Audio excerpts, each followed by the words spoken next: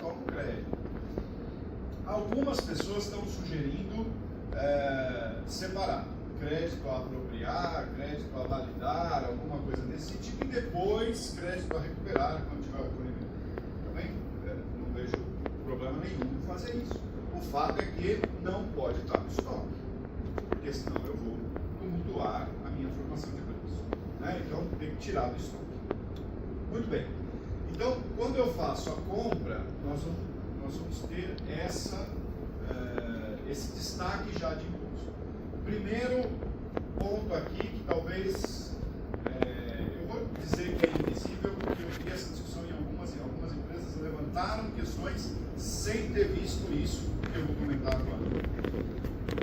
Comparado com hoje, se eu for fazer a simulação hoje, que é o que a gente está desenvolvendo em termos de IA e de tecnologia, se eu for fazer a simulação hoje, o custo tende a cair. O meu custo tende a reduzir. Ah, como assim? Estão falando que a reforma tributária vai aumentar a carga? Não, eu estou falando individualmente para cada empresa. E por quê? Porque hoje, nas nossas compras, tem um resíduo tributário que eu vou dizer para vocês, é impossível nós sabermos. Ah, não, se eu tiver um trabalho e fazer... Não, é impossível, eu não tenho como saber. Eu não sei se o meu fornecedor contratou uma empresa de prestação de serviço no meio da produção dela, que aí tem um ISS que ela não recuperou. Eu não sei disso, a menos que eu abra toda a minha cadeia para trás e para frente, que é exatamente o que a Receita Federal vai fazer em 2026. Por que a gente tem que destacar na nota? Para ela ver. Porque hoje é impossível a gente saber. Então, o que a gente tem? Quando a gente tiver a compra, se eu estou falando de insumo hoje, está lá no meu estoque, é mais ou menos, é um pouco mais fácil, porque eu vou tirar o ICMS que tem lá dentro, o PIS e COFINS que tem lá dentro. Ah, quanto tem de PIS e COFINS dentro da minha compra? Eu não sei se meu fornecedor está no lucro presumido, no lucro real, e isso muda. Sim, pega o XML da nota. No XML da nota de compra vocês têm essa informação. Vocês sabem qual é o valor que tem de PIS e COFINS aí, que é esse trabalho que a gente tem feito. Então é assim, pega a nota de entrada e tira dali os tributos. Então eu vou tirar o ICMS, vou tirar PIS e COFINS. Se for prestação de serviço, vou tirar o ISS, vou tirar PIS e COFINS. Então vejam, a base já vai ser menor. E essa base é o custo. Ah, mas eu vou colocar 28% ali. Eu contratava serviço que tinha 5 de ISS e 3,65 de PIS e COFINS, que era no presumido. Agora vai ter 28. Sim, o valor total da nota vai ser maior, mas não o custo, porque o custo é sempre o custo. Né? Então, e aí eu vou me apropriar desse crédito.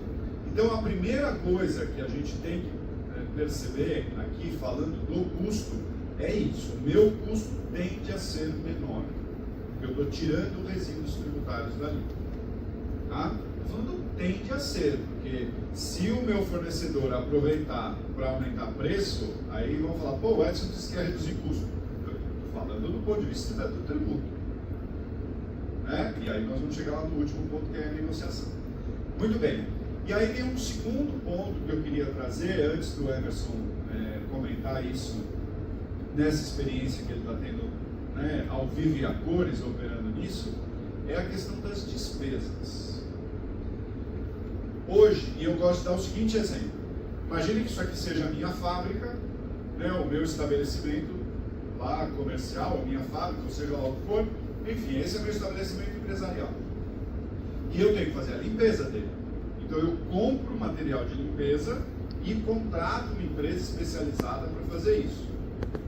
Veja, eu tenho compra de material e tenho prestação de serviço. E hoje eu não tomo crédito de nenhum dessas notas. Nem PIS e COFINS. PIS e COFINS eu vou ter que discutir se faz parte da operação e tudo mais. Mas em princípio eu não tomo crédito. Nem do ICMS, porque não está dentro da minha produção, nem do ISS, porque o ISS é cumulativo, e nem de PIS e COFINS, porque é só se eu for discutir, enfim. Com a reforma, eu vou tomar o crédito. Só que isso não está dentro do meu custo, isso está como despesa. Só que, como que eu vou tratar o crédito que eu estou tendo na compra de serviços e mercadorias que não transitam pelo estoque e vão direto para a despesa, ou eventualmente almoxarifado e depois despesa. A minha despesa vai estar menor, porque eu vou tomar o crédito, né? E qual é o impacto disso? Eu tenho duas alternativas, eu vejo aqui. Se vocês tiverem outras, ótimo, nós estamos aqui exatamente para trocar experiências, mas eu vejo duas alternativas. Ou eu deixo lá na despesa, como PIS e COFINS hoje eu tenho, por exemplo, locação. A minha despesa de locação é menor porque eu tomo crédito PIS e COFINS. Posso deixar a minha despesa menor, isso aumenta a minha lucratividade, já lá embaixo, quer dizer, a última linha da demonstração de resultado vai estar maior por conta disso. Ou, para algumas empresas, pode ser interessante, principalmente aquelas que têm um mercado mais concorrido, pode ser interessante trabalhar esse crédito das despesas para calcular a alíquota efetiva de IBS e CBS, porque vai ser menor.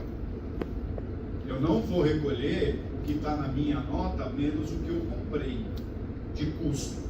Eu vou recolher o IBS e CBS na minha nota menos o crédito do custo e menos o crédito da despesa. Então, eu tomar crédito de despesa reduz minha alíquota efetiva de IBS e CBS. Será que eu não consigo usar isso na formação de preço? Para conseguir dar 1, 2% de desconto no meu preço? Porque se eu consigo fazer isso, dependendo do mercado, eu ganho market share. Então eu estou usando, como eu vou usar o crédito da despesa? E veja, isso claro, é tributário, mas não é o departamento tributário, não é o setor tributário que vai pensar nesse assunto. É o pessoal dos suprimentos, é o pessoal da produção, como que eu vou trabalhar esse ponto. Então, nesse primeiro bloco, sendo bem objetivo, a gente tem que pensar nisso. A tendência é que meu custo reduza, embora o valor da nota pode ser maior, mas o custo vai reduzir, porque essa diferença é crédito para mim, e aí eu vou tomar crédito de tudo. Só não é bens de uso e consumo pessoal, mas eu nem vou entrar muito nesse ponto, né? Aí é exceção. A empresa, até por conta de governança, não deveria ter gastos com uso e consumo pessoal, mas enfim, isso não nos interessa aqui nesse momento. E o que eu vou fazer com o crédito das despesas? Esses são dois pontos na área de compras, na área de suprimento, e a gente precisa equacionar. Eu acho que o Everton, se quiser passar. Não. Tá bom. Não há suplemento. Esse. Não, o computador está ligado, isso não é esse. Isso. O Hermes, Oi. só para passar a bola para você, né? Apresentar o Hermes completamente. Edson Fernandes, já apresentei. O Emerson é o head de reforma tributária, da Unimed. E o Emerson está conosco nesse projeto, ajudando a gente a coordenar alguns subgrupos, principalmente os primeiros, tá?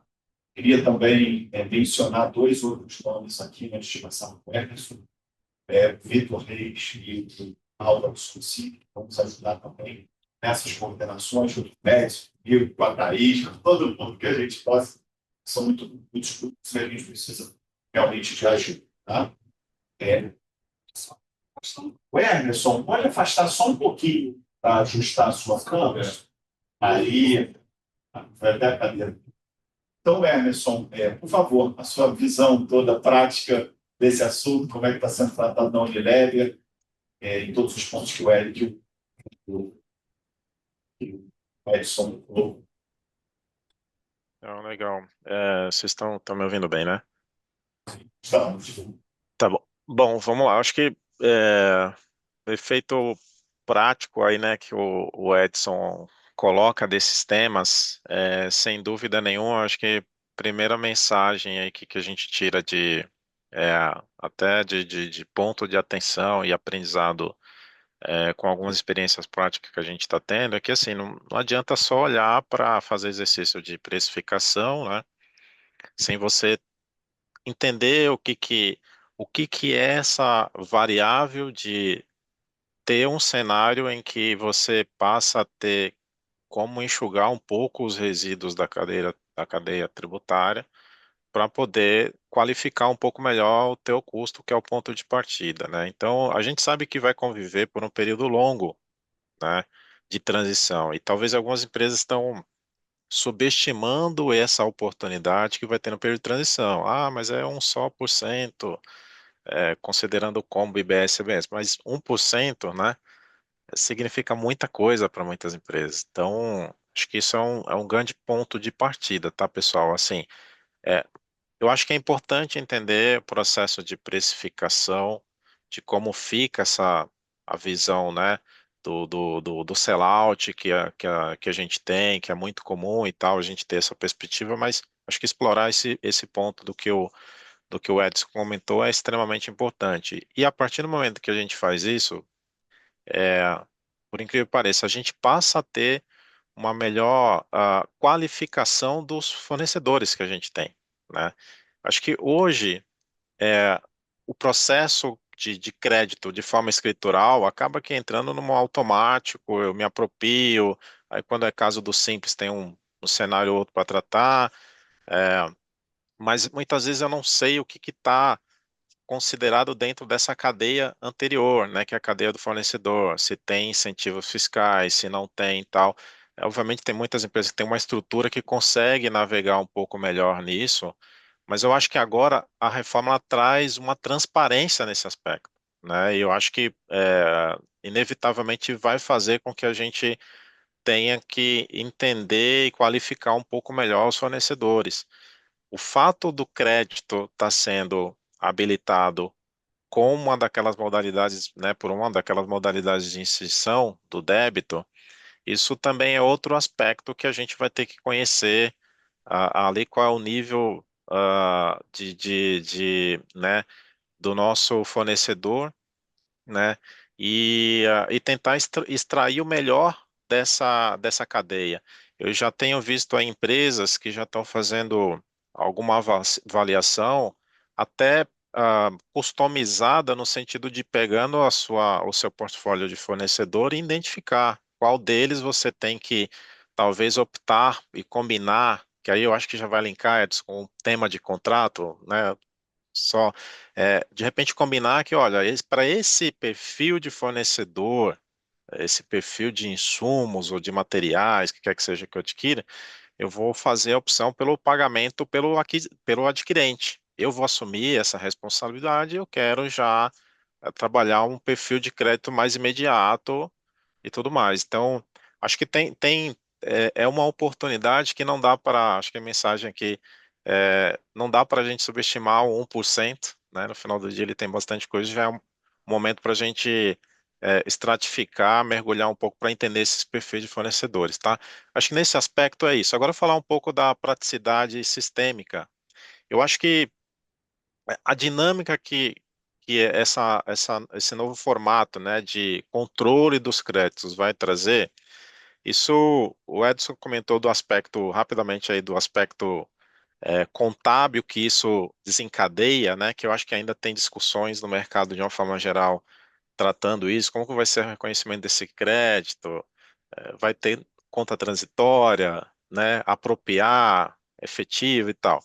Mas eu acho que o principal ponto, talvez não seja nem isso. O principal ponto é assim, como que a gente viabiliza sistematicamente, aí eu estou falando sistematicamente porque envolve tanto sistema como processo, uma questão mais ampla. Como que a gente viabiliza isso, né? Dado o volume de transações que as empresas possuem e tudo mais. Ora, quando a gente fala disso, a gente também linka com empresas que têm aí aspectos de gestão de controle de SOX e tudo mais. Então, eu acho que esse aspecto talvez esteja um ponto aí escondido que a gente ainda não consegue visualizar muito, talvez com a prática, com o exercício entrando aí em 2026, mas eu acho que tem um aspecto para mim que pelo menos está muito claro, que assim, eu não vou conseguir viabilizar, controlar, ter assertividade de tudo isso, inclusive olhando quais são as oportunidades de melhor gestão de fluxos de caixa com essas opções que a lei complementar dá para a gente, se eu não tiver uma tecnologia embarcada, né? Se eu não tiver uma inteligência artificial que possa a gente conseguir extrair o melhor disso, dado volumes, dados variáveis de cenários que a gente vai ter. Então, eu acho que assim, esse é o aspecto que a gente visualiza aqui do ponto de vista prático, conectando essas questões de controle e gestão com, sem dúvida nenhuma, a tecnologia embarcada para poder viabilizar tudo isso, né? Acho que esses comentários aí, Edson e Alexandre, por hora, queria contribuir aqui. Feito, Emerson. O Emerson, você me facilitou muito essa última parte. E, na verdade, assim, só colocando alguns pontos também, bem objetivos do que a gente quer tratar nos grupos setoriais, o Emerson acabou de falar.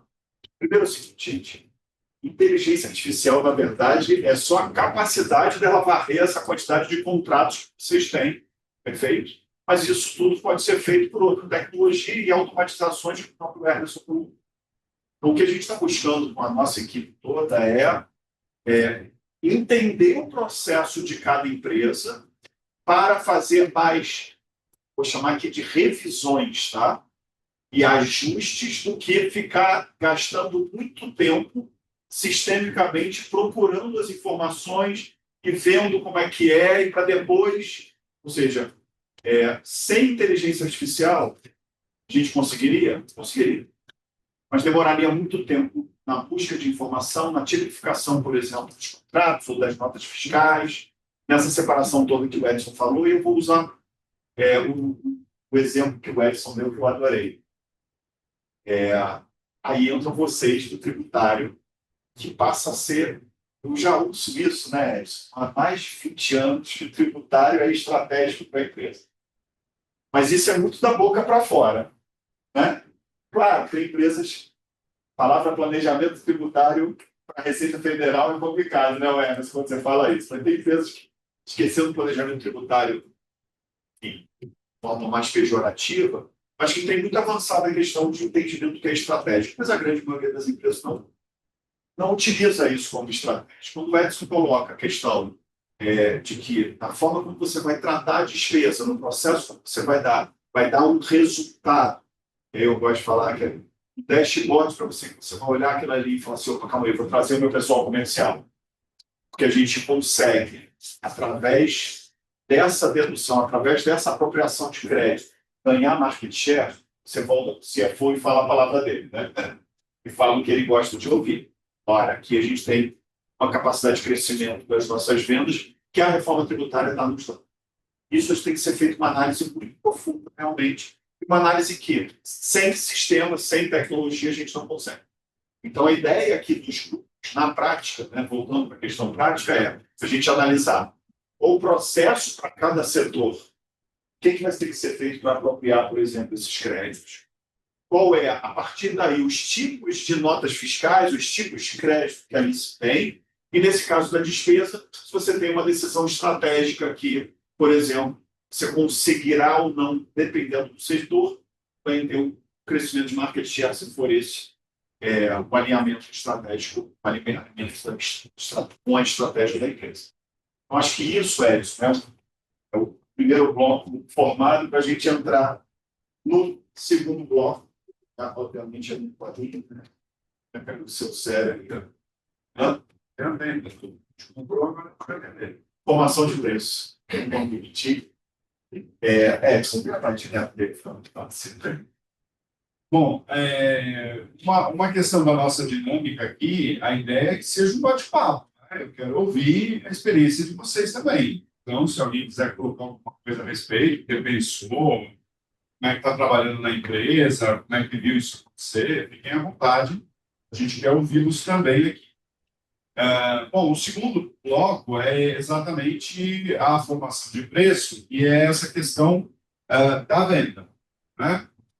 Então, resolvemos o custo e aí a gente tem lá nosso mecanismo de custeio, de margem de lucro, de como é que eu vou formar o meu preço. Eu vou chamar aqui de preço líquido, tá? O que é preço líquido? É aquilo que eu quero no meu bolso. Eu vou vender, esse não é o valor que vai dar na nota fiscal. Mas o preço, o que é o preço líquido? É o que eu quero no meu bolso. Né? Muito bem. E aí, o que vai acontecer? Eu vou lá na frente, vou lá em 2033, depois eu volto. O que vai acontecer lá em 2033? Eu já botei IBS e CBS formados, inteiro, implementados, se tudo correr do jeito que se espera. Então, o que vai acontecer? Eu tenho meu preço líquido, e esse meu preço líquido é o que vai dar como base da nossa. Primeira coisa, eu estou dizendo para o meu cliente qual é o preço que eu quero no meu bolso. Isso, essa transparência, ela mexe ou ela influencia na negociação. Né? Então, assim, eu estou prestando um serviço junto com uma mercadoria, porque cada vez está mais comum isso, né? Eu não consigo dizer se eu vendo ou se eu presto serviço, ou o que exatamente eu faço, porque isso vai se misturando. Esse é um outro ponto na formação do meu preço. Eu vou considerar isso tudo junto, eu vou separar, tem vantagens e desvantagens. Né? Então, o fato é que a minha nota fiscal vai dar essa transparência para o cliente. Ele vai saber como é que eu vou tratar isso. Esse é o primeiro. Segundo ponto. O que for agregado de IBS e CBS, eu tenho trabalhado com a alíquota de 28%. Eu acho que fica por aí. Um pouco mais, um pouco menos. O governo voltou a falar em 26,5%. Eu acho difícil. 26,5% é o que a gente tem hoje.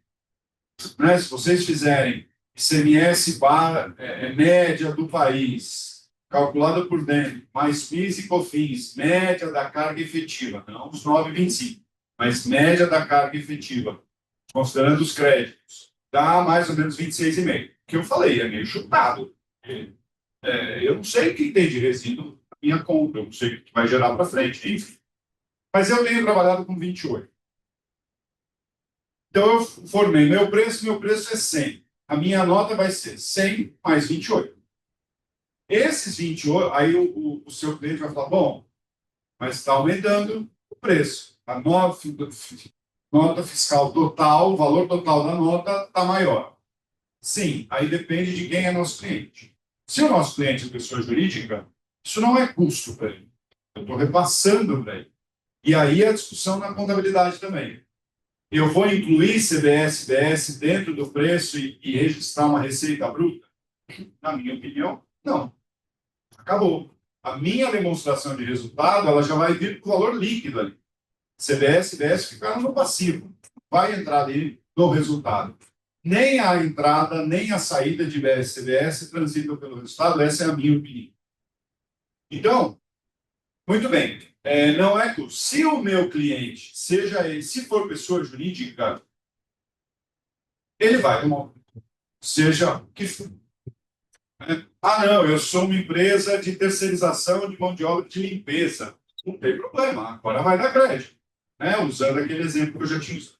Então, esse é um ponto importante na nossa formação de preço, isso lá na frente. Então, eu tenho a transparência e eu tenho essa...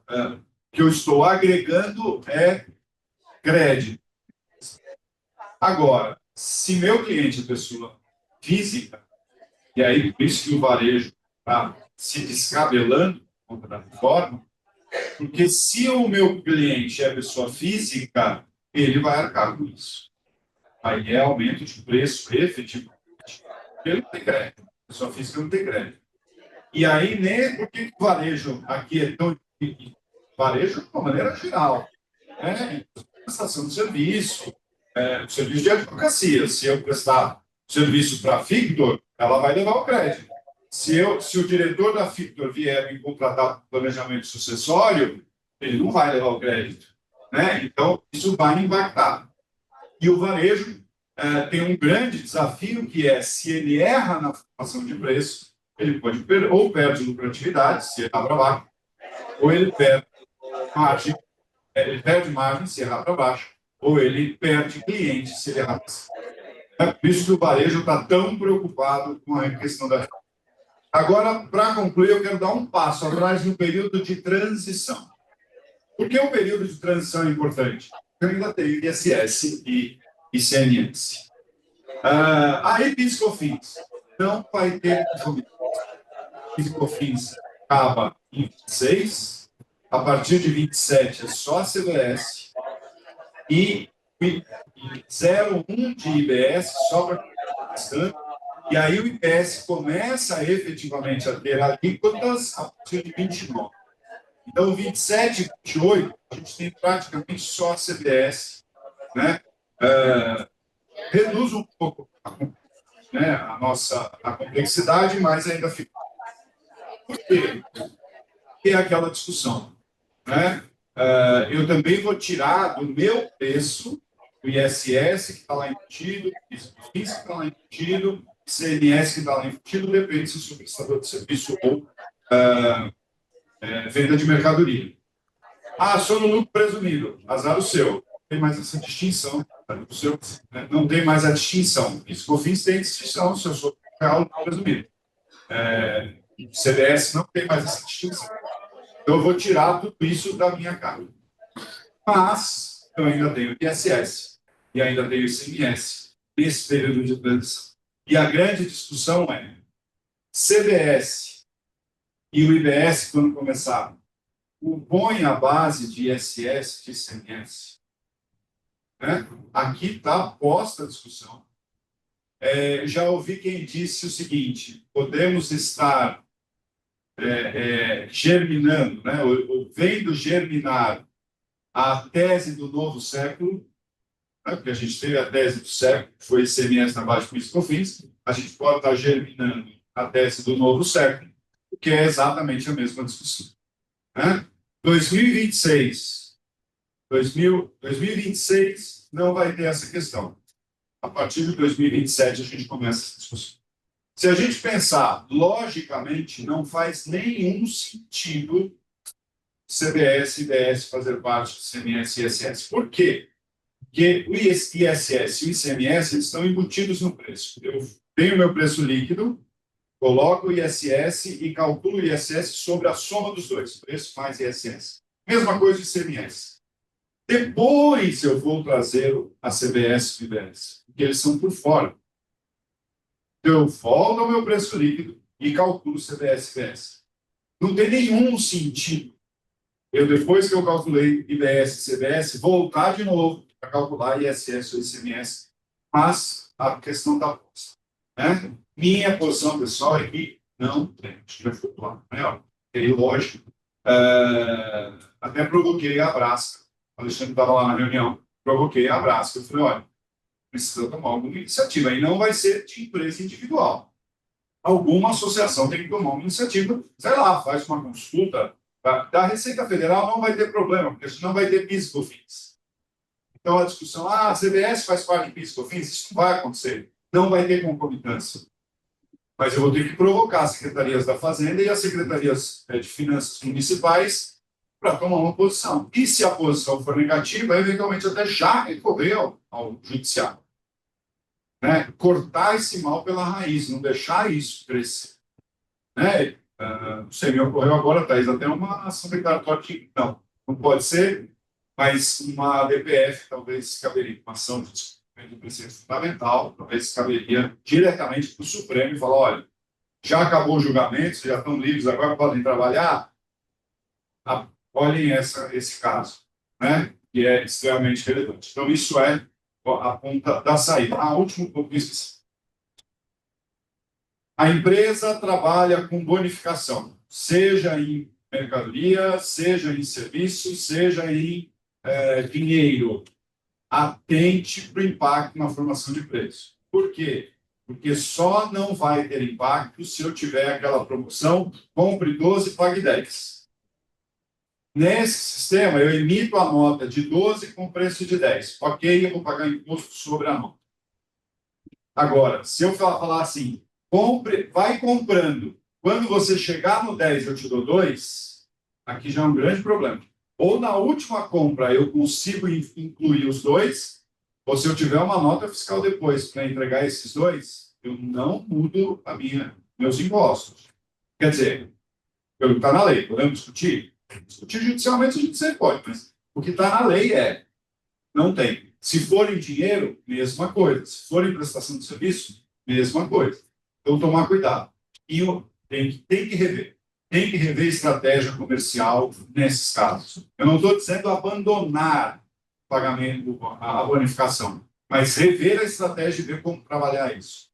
E outra coisa, antecipação. Eu antecipo para o meu fornecedor, o meu cliente me antecipa. Também vai ter CBS e IBS sobre essa antecipação, e isso é relevantíssimo. Porque imaginem o seguinte, eu sou fornecedor do Alexandre, e aí eu falo para o Alexandre, Alexandre, eu estou te vendendo essa mercadoria, vai ser 100. 100 é o preço total. Eu preciso de 40 agora, porque eu já quero fechar o câmbio e segurar o câmbio. Um exemplo bobo, mas vamos lá. Eu preciso de 40 para fazer isso, porque 40% dos meus insumos são produto importado. Se o Alexandre me der 40, eu não vou receber 40.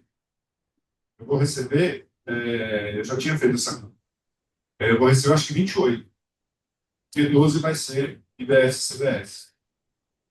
Então não adianta ele me dar 40. Se eu preciso de 40, ele tem que me dar mais. 40 tem que ser a base. Aí eu vou pôr 28% em cima. Né? E aí, bom, e se o negócio não vingar? Ou ele desiste, ou eu desisto, ou não deu certo, eu vou devolver o dinheiro. Eu devolvo o que ele me deu. Se ele me deu 40 mais 28%, eu tenho que devolver 40 mais 28%. Bom, mas foi pago imposto. Foi, é meu. Eu tomo esse crédito. Para que eu quero esse?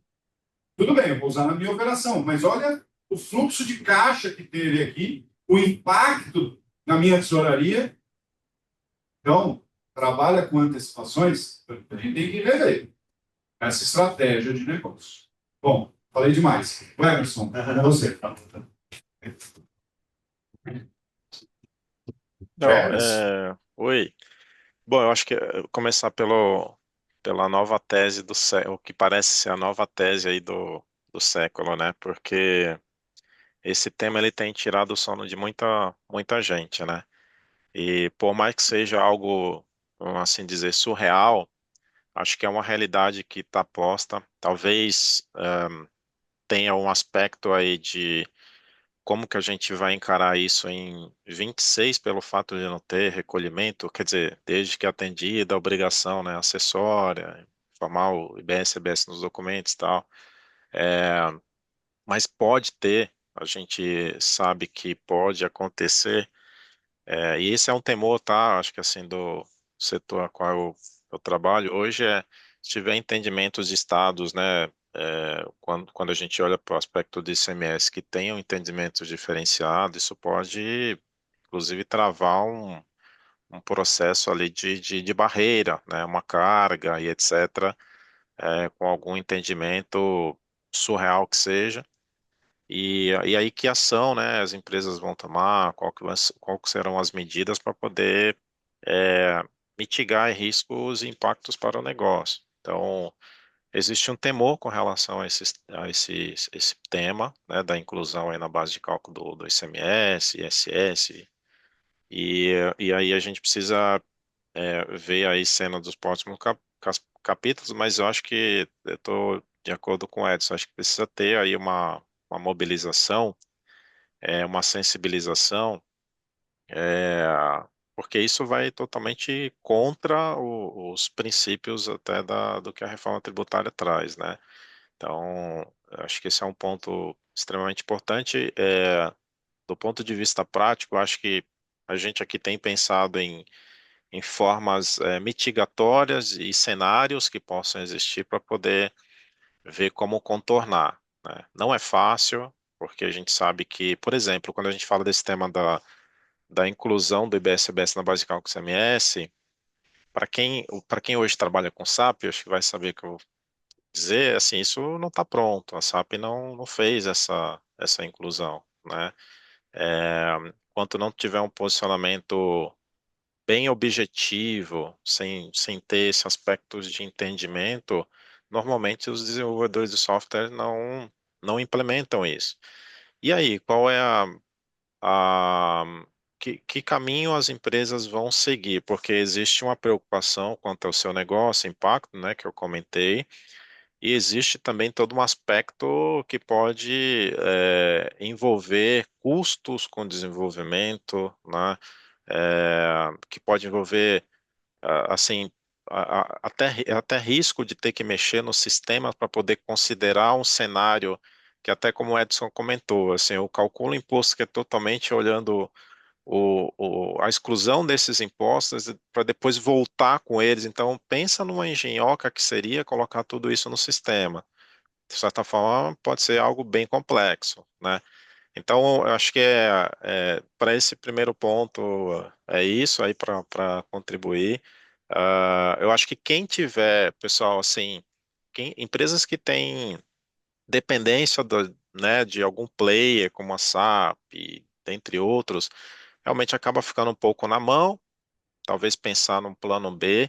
Agora, quem tem muitas vezes estrutura própria, sistema próprio e tem flexibilidade, olha, deixaria aqui como sugestão já exercitar os cenários e de repente já deixar o sistema aí flexível para conseguir trabalhar um cenário ou outro, tá? Não estou falando aqui que meu entendimento é que tem que incluir ou não tem que incluir. Acho que é mais no sentido de mitigar riscos para o negócio, para a companhia, né? Acho que esse é meu comentário que eu queria fazer. É, com relação à questão da Essa questão precificação, do tem risco, algum ponto para complementar? eu queria te fazer uma pergunta, aproveitar que você colocou isso. Qual é a sua opinião sobre como é que você chamou de a tese do novo século? Qual é a sua opinião? O Edson deu aqui a opinião, não fica no mudo, não, Edson. Qual é a sua? Não, eu acho assim algo muito surreal, né? Isso. A minha opinião, em princípio, é que, e aqui eu falo a minha opinião como Emerson, não falo nem a opinião da empresa a qual eu represento, é assim, eu acho que para 26 tem um aspecto aí que para mim não, assim, tá claro que não deveria ter esse tipo de discussão, tá certo? Porque eu não tenho repercussão financeira nenhuma ali, eu vou ter esses tributos de maneira informativa no documento, eu não vou repassar e tal. Agora, de 27 em diante, acho que aí é um ponto de discussão, né?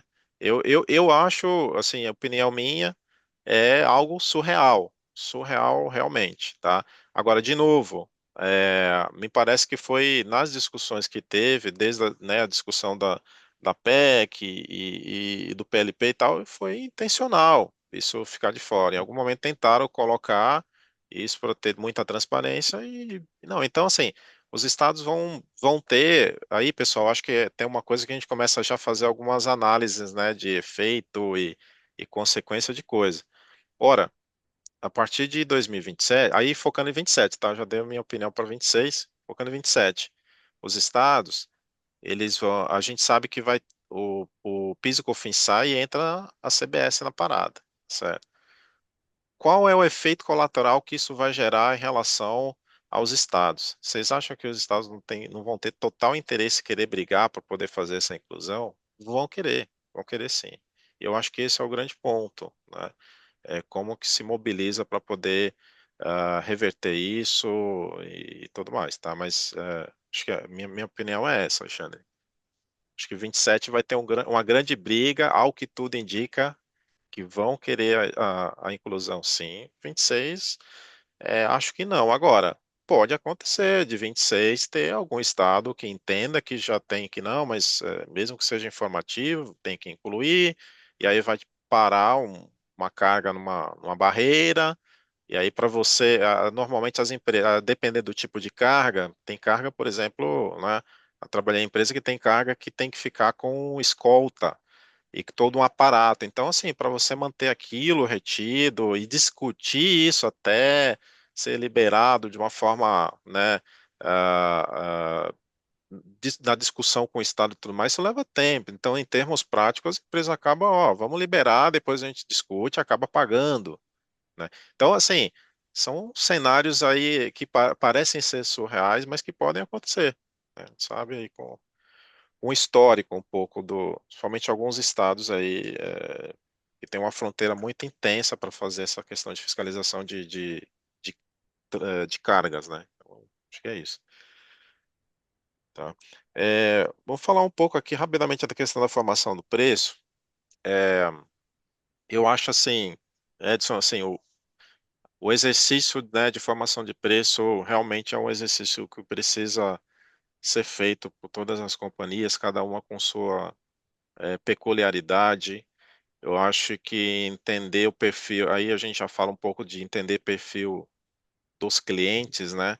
É, eu acho que é importante também, mas o que me parece é que assim, ah, isso, eu acho que vai ter algo que deve meio que drivear essa discussão de precificação com ah, discussões discussões em cima de margem, tá? Me parece. Então, tanto do adquirente quanto do fornecedor, acho que vai muito defender a sua margem, né? Então, acho que em algum momento, me parece que isso vai intensificar. Eu acho que hoje a gente está trabalhando muito o aspecto de precificação para fins de simulação, de avaliação de impacto, né? Extrapolando as premissas, a alíquota vai ser 28, 26,5, não sei o que e tal. Acho que isso, sem dúvida nenhuma, precisa ser feito, isso é o básico.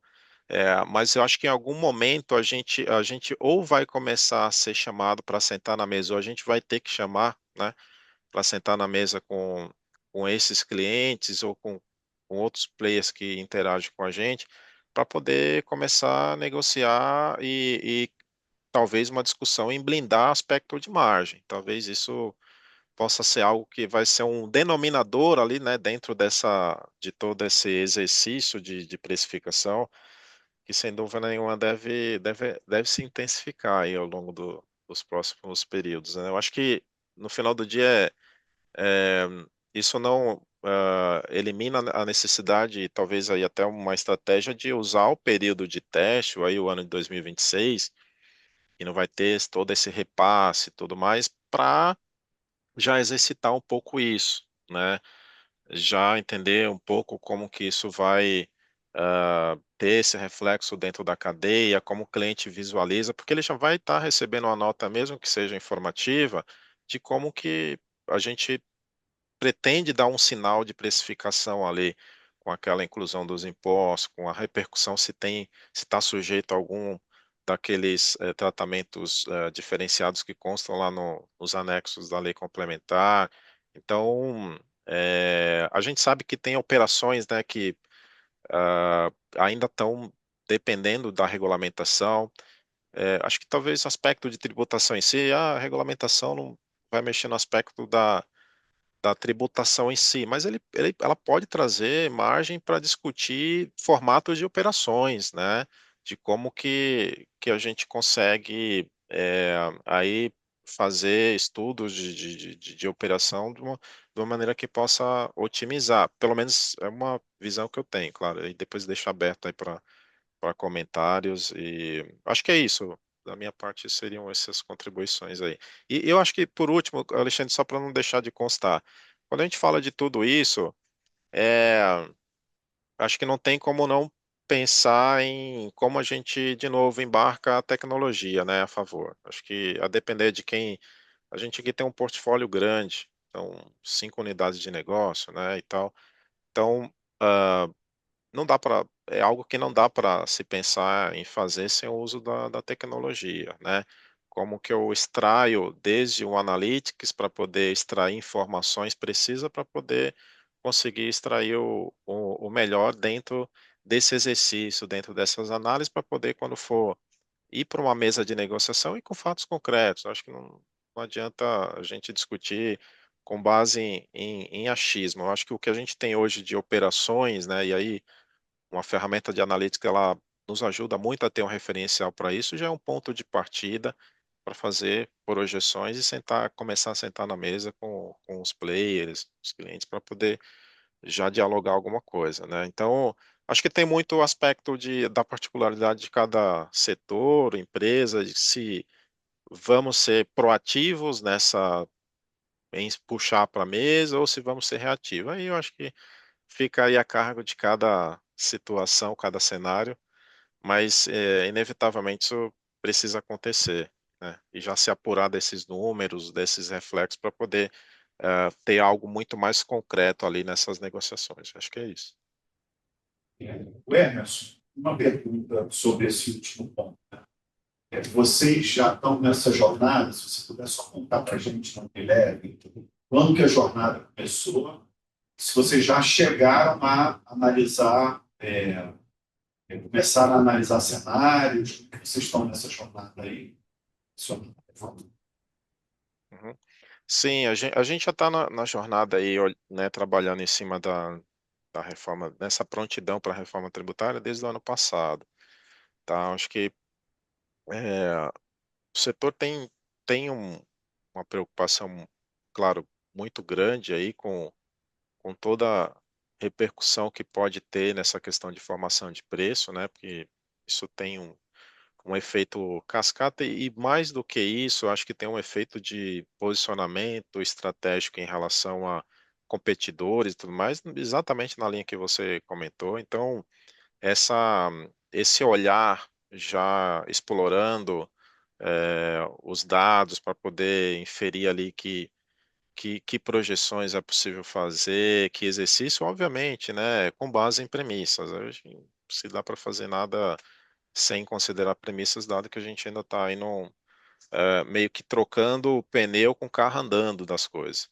Então, acho que aspecto de avaliar, né, essa repercussão no negócio, a gente tem uma frente e tem uma frente que é voltada mais para a parte sistêmica, tá? E essa a gente também está trabalhando intensamente aí desde do final do ano passado, já olhando o que são pré-requisitos, né, sistêmicos para poder conseguir aí fazer toda a implementação para a reforma tributária. E, claro, olhando o que é prioridade, né? O que é prioridade para 26, o que depois projeta como prioridades para os anos seguintes, olhando já a cadeia de valor, tá? E aí conectando com o ponto que você falou. Acho que a gente tá, as empresas de uma forma geral, tá, Alexandre? Eu acho que não é só aqui o caso da Unilever. Eu acho que a grande preocupação que está agora é o business continuous, assim, que é o 1º de janeiro, e aliás, que pode ser agora já em outubro, né? Porque a gente já tem ali os ambientes sendo liberados a partir de outubro de forma facultativa. E aí a gente ouve setores que já vão estar se adaptando, talvez se antecipando. A gente sabe que tem setores que vão estar aí muito envolvidos agora no período de novembro, dezembro, com aquelas demandas de final de ano e Black Friday. Então, sim, além da questão do temor, né, há essa estratégia de como que vai ser o aspecto de implementação, olhando também a parte sistêmica, considerando todas essas variáveis, né, de como que eu mitigo o impacto para o negócio em período de maior demanda e tudo mais. Então, é mais ou menos esse um panorama aqui de como que a gente está. Uma pergunta, comentário. De primeira aqui, você já abriu. Mas só para, acho que só comentando da história da ciência da e acho que o Alexandre comentou que todas as questões legais deveriam também ser discutidas setorialmente. Acho que esse é super relevante. Porque apresentar uma consulta ou entrar com uma ação específica que vai valer, conforme o entendimento do Estado, o prefeito específico. Então, pensar em discutir isso setorialmente antes de levar estrategicamente essa questão, seja por meio de consulta da segurança, que se regula mercado, né? Se for valer para um, vai valer para todo.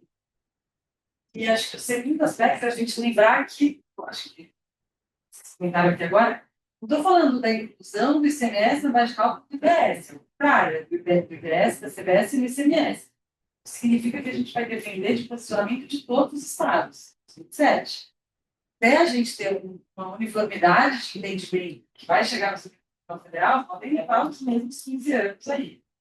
Então, assim, estrategicamente pensar e tentar resolver isso agora, acho que é super relevante. Como vocês comentaram, embora a gente em 27 comece de uma maneira pequena, a gente tem uma obrigatoriedade pela própria lei complementar de que a informação tem que estar adequadamente declarada. Então, uma composição de base equivocada pode sim dar ensejo para o recolhimento desse percentual mínimo, mas vai ser um equívoco, né? É um erro, então isso pode cair com a penalidade também, que é o próprio recolhimento por uma informação equivocada. Só esse comentário. É toda a parte de compliance aí, né? Nós vamos ter, inclusive, um período com um duplo compliance. Vai ser atual e novo. Posso entrar no Bom, terceiro e último bloco, até para a gente cumprir o horário aqui. O Emerson, você estava falando, né, de como fazer esse cálculo no sistema. Eu fui até busquei aqui para lembrar o nome dele. Lá antigamente, tinha no Fantástico a loteria esportiva, e tinha uma zebrinha que falava da loteria esportiva. E aí, normalmente, eles falavam assim, bom, e vamos ver a estatística, e chamavam um matemático, que era o Oswald Souza. Fui procurar aqui. Nós vamos precisar de um matemático assim para fazer essa conta, né? Porque eu vou calcular aqui o preço, depois eu vou calcular o tributo, depois eu volto para calcular. Eu não sei nem se existe uma fórmula para fazer. O Excel, obviamente, faz se a gente der as coordenadas, mas colocar isso numa fórmula talvez seja bastante difícil, uma fórmula matemática. Bom, e aí pegando o gancho um pouco da última coisa que o Emerson estava falando também, né? Não da tecnologia, um pouco antes, ele falou dessa questão da negociação, né? Com clientes e fornecedores, esse é o terceiro bloco. Então, tendo em vista tudo que a gente está vendo aqui, vai ter que ter uma análise dos contratos. De novo, uma avaliação dos contratos. Não quer dizer que eu vou... Alguma coisa vai ter que mudar, mas, enfim, uma avaliação, não precisa mudar a forma do contrato, mas, de repente, trazer alguma, o que a gente costuma chamar de cláusula tributária ou cláusula fiscal. E aqui a gente tem duas situações, tá? Uma, ela é mais evidente. Se eu tenho uma mudança no preço, eu vou negociar com o meu fornecedor, porque meu fornecedor está mudando o preço. Eu vou negociar com ele. E se eu tenho uma mudança no meu preço, eu vou negociar com o cliente. Então, eu tenho a revisão dos meus contratos de fornecimento e a revisão dos meus contratos, meus próprios com os meus clientes, seja serviço, seja mercadoria, seja o que for. Né? De novo, o varejo é um que não tem negociação. Né? A negociação dele é pôr o preço na gôndola. E o consumidor que decide se ele vai comprar ou não. Então, eu tenho essa negociação. E aí, isso me lembra, já contei para algumas pessoas já ouviram essa história de mim, até escrevi isso. Em 2003, quando veio a COFINS não cumulativa, a gente teve a oportunidade de trabalhar com o Sindipeças, né, de estar no grupo do Sindipeças, que é o sindicato das autopeças. Por quê? Porque a Fábia, que é o sindicato das montadoras, ela apresentou uma planilha e falou, olha, esse aqui é o desconto que você vai ter que me dar. Falei, como assim eu vou ter que te dar desconto? Porque agora é não cumulativo, você vai tomar crédito. Aí falou, não, mas a conta não é essa. E aí voltou a planilha do Sindipeças, e vinha a planilha da Fábia, e voltava a planilha do Sindipeças, que é o que eu chamei de guerra de planilhas. Deve acontecer algo parecido. Não sei se em nível sindical das empresas, mas em nível de empresas, não tenha dúvida. Nós, lá no escritório, eu me lembro, 3 ou 4 empresas já mandaram e-mail para a gente, né? Não para a gente, para todos os fornecedores, entre eles a GE, o escritório, com uma pesquisa sobre a reforma tributária. Para que ele quer saber isso? Exatamente, porque daqui a pouco vai começar a negociar. Né? Vai começar a ter informações para negociar. Então, essa é a primeira abordagem que eu falei que é um pouco mais evidente. Mas tem uma segunda abordagem aqui que a gente não pode esquecer. Por isso, complexidades invisíveis. Eu tenho um contrato e tem covenants. O que é covenant? Covenant é uma cláusula que tem no contrato para proteger o crédito. Então, por exemplo, para a gente entender bem rápido, num contrato de empréstimo, o banco pode colocar uma cláusula dizendo assim, a empresa não pode distribuir mais do que 30% do lucro. Por que o banco faz isso? Porque se a empresa distribui 100% do lucro, ela fica sem caixa. Ela pode comprometer o caixa e não ter dinheiro para pagar o empréstimo. Então, tem essa, é o que a gente chama de covenant, né? Que não é uma garantia, mas são cláusulas de proteção. Várias dessas cláusulas de proteção tomam por base índices financeiros, índices contábeis, liquidez, endividamento, capital de giro, o tempo de recebimento, o tempo de pagamento, né?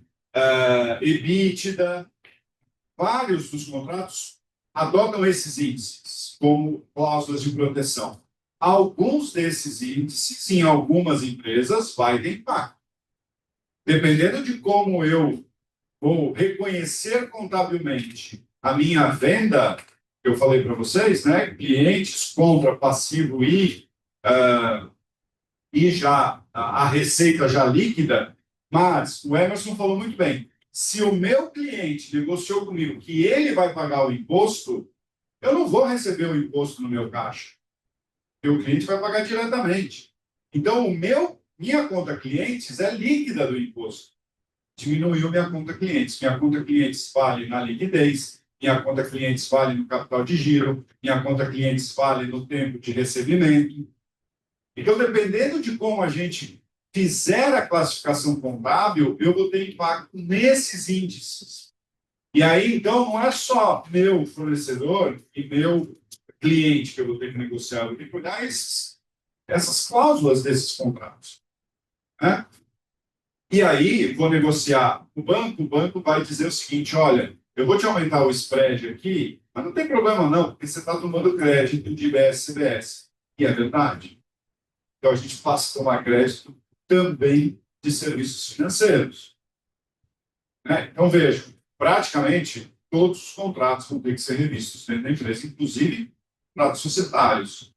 Né? Stock option. Depende do índice que eu estou usando, eu posso ter mudança. E aí, vamos à obra. Né? Dá para fazer sem tecnologia, Alexandre? Dá para fazer no braço? Eu, no meu escritório, a gente talvez consiga fazer no braço, porque os meus fornecedores são praticamente os mesmos, todos os meses. O cliente varia um pouco, mas ok, cliente a gente tem um carinho especial para olhar o contrato. Agora, uma Unilever, né, Emerson? Vocês têm pouquinhos contratos para negociar. Exatamente. Eu acho que o primeiro ponto até, Edson, antes de mergulhar nos contratos, eu acho que a gente entende aqui que um trabalho interessante a fazer primeiro, socializar, né, o tema com os compradores, com aqueles que têm, né, fazem a interlocução com os players, com os fornecedores e tudo mais. Assim como a gente também entende que é importante chamar aqui de um banho de loja mínimo em quem está ali na frente de vendas, que vai começar eventualmente ser acessado por nossos clientes para já começar a discutir alguma coisa. Eu acho que isso é extremamente fundamental, pessoal, e a gente sabe que o Edson até comentou, não, aqui a gente não quer falar de novo do período de transição que vai substituir o ICMS por IBS, por não sei o quê. Mas a gente vê uma enxurrada de informação, né, na mídia, nas redes sociais. Tem muitas coisas que elas precisam ser lapidadas para aquele cenário da empresa, né? Não adianta tratar de forma genérica. Então a gente entende que precisa ter um cuidado com como que a gente prepara esse público para aí colocar esse público numa situação já preparada para poder entrar, né, nessas interlocuções e aí sentar na mesa para poder efetivamente estar preparado para fazer as negociações, né? Obviamente a gente está falando, e eu acho que um ponto importante até compartilhar também é assim, a gente fala muito, né, reforma tributária, mas aí é um projeto da área tributária, é um projeto de toda a companhia. Acho que só chovendo molhado, acho que todo mundo já ouviu falar disso, mas assim não tem como ser só um projeto da área tributária. A área tributária ela dá alguns guidance, sim. Acho que tem que estar junto ali com quem faz as interlocuções, as negociações, para poder trazer o aspecto tributário. Lembrando que a gente vai estar, né, com essa convivência com os dois modelos, não vamos fazer um phase-out que sai do antigo e já entra no novo, não é isso, então a gente vai ter que ter esse mindset, né? Principalmente quem vai estar fazendo essa interlocução, os compradores, o pessoal de procurement, vai ter que estar aí com esse mindset atento de que a gente continua com o modelo atual, mas agrega os novos impostos. Então, eu acho que meu comentário eu deixaria por enquanto por aí, e aí, sem dúvida nenhuma, dado essa infinidade, né, dependendo do caso de cada empresa, de quantos players a gente está falando, é, condições contratuais que a gente tem e tudo mais, acho que é tentar explorar isso dentro de algum tipo de ferramenta, ou algo que comece a dar insights para poder ver qual é a melhor tratativa que precisa ser dada para cada player. Mas, de novo, acho que no primeiro nível, preparar o time, né, de procurement, preparar as pessoas que fazem a interlocução, porque se não tiver isso muito bem azeitado, a coisa pode, de repente, achar que está fazendo uma boa negociação ou uma condição e não é bem isso. E essa cláusula dessa parte tributária aí que o Edson comentou é extremamente importante, né? A gente não atua aqui o setor de bens de consumo, mas tenho conversado com colegas que são do setor de bens é, de bens, né? Bens duráveis aí, de maquinários, etc., que tem são contratos que têm aí questão de fornecimento, até de pagamento antecipado e tudo mais, e é uma particularidade diferente, né? Então, assim, as condições que eu tenho hoje são contratos longos de 5, de 6 até 10 anos. Como que essas empresas se resguardam disso, né? Como que deve ser tratada, lapidada essas cláusulas, essa cláusula para poder resguardar isso? Acho que tem um aspecto de entender qual é também, eu acho que a mensagem é qual também é a peculiaridade de cada empresa, setor, olhando essa cadeia de valor. De novo, acho que o Alexandre bem comentou. A gente não está numa ilha, né? Acho que a reforma tributária é para todos, obviamente, e a gente precisa considerar essa cadeia de valor. Obviamente que tem algumas coisas que a gente vai querer ditar alguma regra, né? Então, a gente às vezes considera que, por exemplo, o varejo, muitas vezes ele acata algum direcional que vem da indústria, né? Muitas vezes isso é comum, mas ele também vai ter voz, ele também vai ter que fazer o desafio de volta, vai precisar sentar, discutir. Então, o ponto é não subestimar essa cadeia de valor. Acho que a cadeia de valor vai ter muito desafio que vai estar interagindo dos dois lados para poder cada um querer extrair o melhor para si, né? E preservar o nível de competitividade aí, tá? Acho que minha contribuição por hora seria essa. Obrigado, Emerson. A gente está chegando na hora, só que a gente queria muito ouvir vocês, principalmente quem está lá fora, mais complicado primeiro. Então, se vocês tiverem perguntas, mais, por favor, não precisa nem levantar a mão, já comecem a falar. E aqui dentro também, se vocês tiverem algo. Sala de aula, quando teve, a gente disse que outro entendeu tudo, outro não entendeu nada. Então, eu tenho uma pergunta, eu vou colocar aqui para o Emerson e o Edson, você está aí. A primeira questão é a seguinte: a gente acabou não falando desse ponto, mas em alguns setores, aí eu gostei muito da indagação do Edson sobre a questão.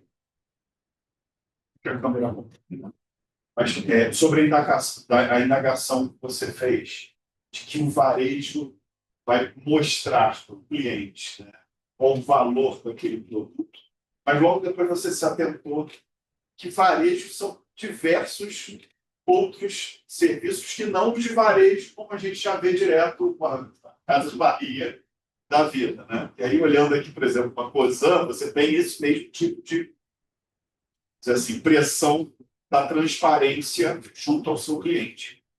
Eu queria fazer uma pergunta para você e para o Emerson.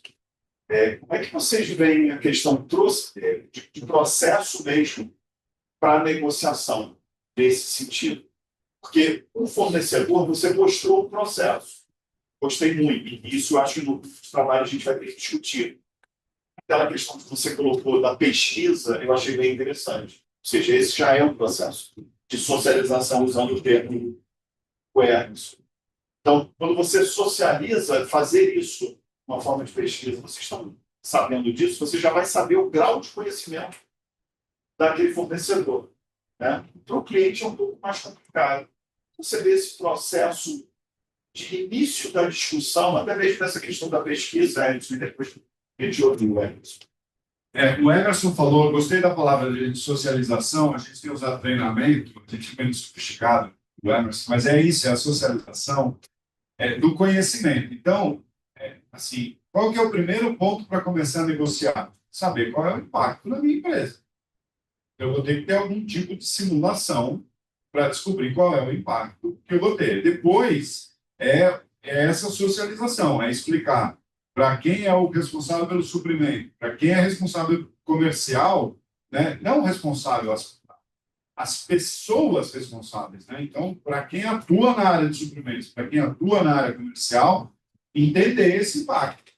Né? Porque o Emerson falou muito bem, vai começar a chegar a demanda do fornecedor e do cliente. E aí, bom, entendido o impacto, conscientizado ali quem compra e quem vende, aí sim, aí nós vamos ter que avaliar os contratos e fazer uma certa classificação, porque tem contratos que realmente vão demandar uma negociação um pouco mais cautelosa, e tem contratos que talvez sejam um pouco mais simples de se fazer. E aí é classificar esse tipo de coisa e, né, priorizar o que talvez traga mais impacto para a empresa, como fornecedor de insumo, coisas desse tipo. Né? Não sei, Emerson, é isso que me passa um pouco como advogado. Agora, e na empresa? Eu acho que não é muito diferente disso não, tá, Edson? Eu acho que a gente tem até pensado aqui também como vai ser esse approach com os parceiros, né? Com os fornecedores, a gente tá trabalhando aí toda essa preparação do time que faz essa interlocução para poder conseguir saber que condições que eventualmente mudam para poder ser assertivo ali na negociação e tal. É, quando a gente fala time de vendas, né, ou comercial, seja, aí a gente sabe que tem um perfil um pouco mais diferente. Então, é, a gente está estruturando um pouquinho aí como que vai ser essa estratégia de abordagem. Mas assim, eu vejo também não tão diferente do que a abordagem de fornecedor, de começar, de repente, a rodar uma pesquisa, da gente começar a ter naturalmente algumas interações que vão acontecer, né, de forma natural ali na interlocução das coisas. Olha, já está rodando aí algumas discussões em relação à reforma tributária e tal. Eu acho que isso vai acontecer naturalmente, né? E só um parênteses aqui, eu fazendo um comparativo e guardadas as proporções, eu lembro que uma época que a gente fez a implementação do regime da ST para um específico setor de uma empresa que eu trabalhava, isso teve tanto impacto, né? Assim, a empresa teve ela tinha uma carteira de clientes com um volume significativo de empresas do Simples, né, hoje o MEI também e tal, que a gente sabe que eram setores que são, na realidade, microempresários que às vezes não têm uma estrutura, né? Ali não está tão, a contabilidade e etc. não está bem estruturada, depende da classe aí dos contadores que, poxa, ajudam muito esses pequenos empresários a gerir o negócio. E aí foi a empresa sentir uma necessidade de praticamente abrir uma aura, né? Um call center ali que era para fazer essa interlocução, tratar, esclarecer, porque havia um temor de perda de imagem, e aí tinha que se demonstrar que não estava perdendo, pelo contrário, a aplicação da ST para aquele setor é uma estratégia também, né? E aí, de novo, vai depender muito do cenário de cada empresa. Essa empresa tinha uma pulverização de clientes com um perfil ali de pequenos empresários que não tinham uma estruturação, um pouco diferente para quem faz o B2B, já é uma outra pegada. Então, é, um B2B com, né, que aí já tem empresas que já são totalmente estruturadas.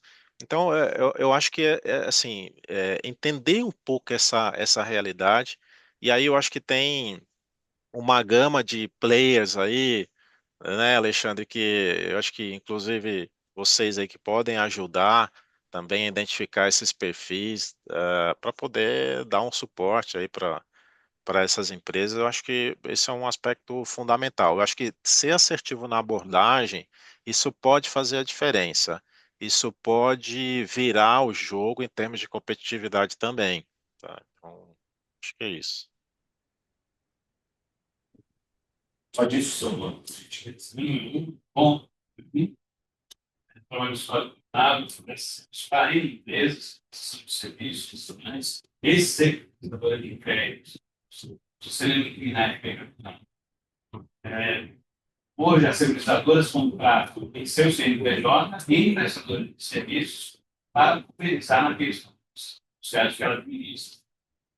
Esses créditos, como serão tratados nos patrimônios fiduciários? Sim, podem ou não ser afetados. Obrigado.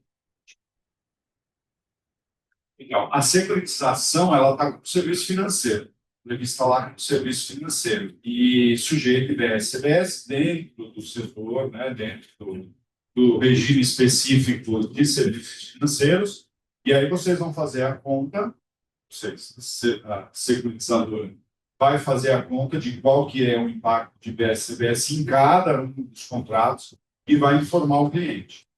Então, é assim, a securitizadora não tem crédito. Tá? Ela não tem crédito, mas ela vai repassar o crédito. Aquilo que ela pagar, ela repassa. Né? Por que não tem crédito? Até também pensando um pouquinho. Porque o sistema financeiro ele manteve uma metodologia de não atividade diferente, que não é a tomada de crédito. Eu tiro as minhas despesas. Então, é a minha base menos as minhas despesas. Mais ou menos como é hoje. Para PIS/COFINS. Exatamente. Vai seguir mais ou menos a mesma coisa, que tende a aumentar a alíquota. Né? Mas assim, então, para cada contrato seu ou da securitizadora, vai ter um impacto e você vai ter que informar isso para o cliente. A gente ainda não sabe. Estou lá no papel. É isso. A gente ainda não sabe se com nota fiscal, qual o documento fiscal, porque isso ainda não está regulamentado, mas vai ter algum tipo de documento fiscal. Você vai dizer para o tomador do serviço, no caso de vocês, quanto tem embutido. E aí ele vai poder tomar esse crédito. Tá? Agora, a securitizadora em si tem que ter crédito. A gente está caminhando para o final, gente. Já passamos até da hora. Alguém aqui tem mais alguma? Alguém de fora? Perfeito. Eu vou só dar alguns insights que eu percebi agora nesse. Nós teremos um curso de reforma tributária na segunda quinzena de outubro. Tá?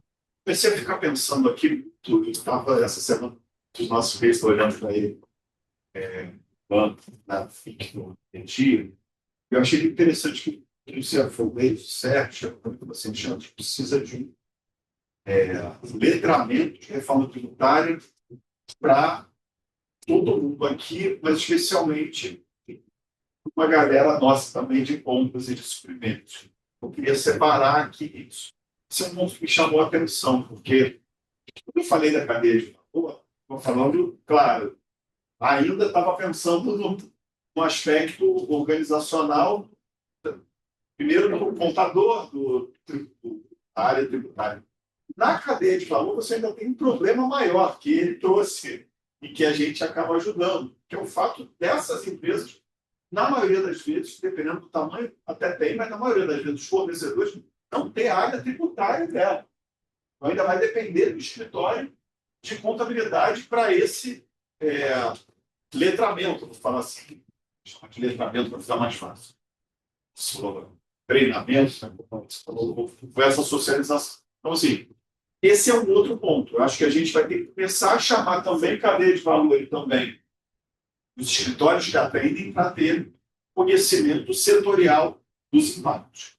E outra questão, assim, para finalizar, e aí eu já falei de cronograma, já falei de tudo mais, agora falando dos trabalhos setoriais, eu acho que é muito importante, gente, que vocês tentem incluir nesses grupos também essa galera da cadeia de valor, pensando já nesse aspecto. E lá, de novo, gente, o que a gente quer é discutir aspectos práticos. Os processos são necessários, até mesmo esse processo que o Emerson bem colocou, que eu vou destacar, que é a questão do call center. Em alguns casos, vai ser necessário ter um call center para ter tanto conhecimento dos impactos para o fornecedor cliente, quanto para a própria empresa, para entender que a modelagem daquele contrato é diferente. Para Alexandre, fechar, oi, só desculpa só te interromper um minuto. A gente tem o Guilherme falou aqui da XS Energia. A gente tem uma consultoria que acompanha a gente, né? E você falou sobre esse curso aí da segunda quinzena.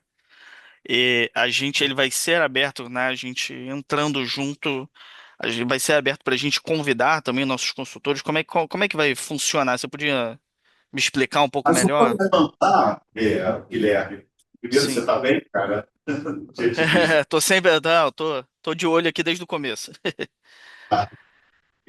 bom estar aqui contigo. Sim, vai ser aberto, esse curso é aberto, tá? Eu Perfeito. falei com a questão da outra, enfim, em si, o pedido do CFO, mas que me chamou muita atenção, porque a gente vem fazendo isso no S1 e S2, é outro projeto que a gente também vem desenvolvendo, que é fazer os cursos abertos e os letramentos para cada empresa, né? Então, Guilherme, vai ser aberto para todo mundo, a Zumira vai mandar para vocês as informações dos cursos, tá? E aí, se vocês puderem indicar e compartilhar. Já está aqui o QR Code, inclusive. A Zumira deixou aqui.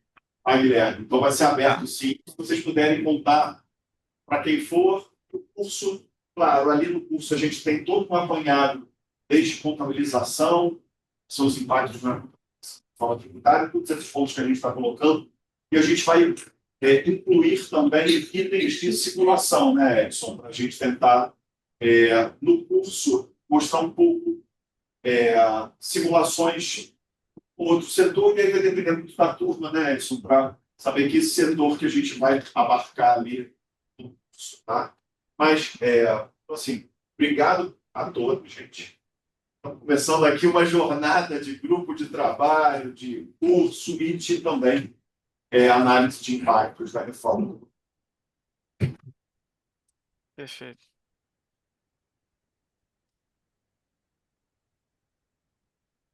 Mas, gente, Obrigado, pessoal. Um abraço.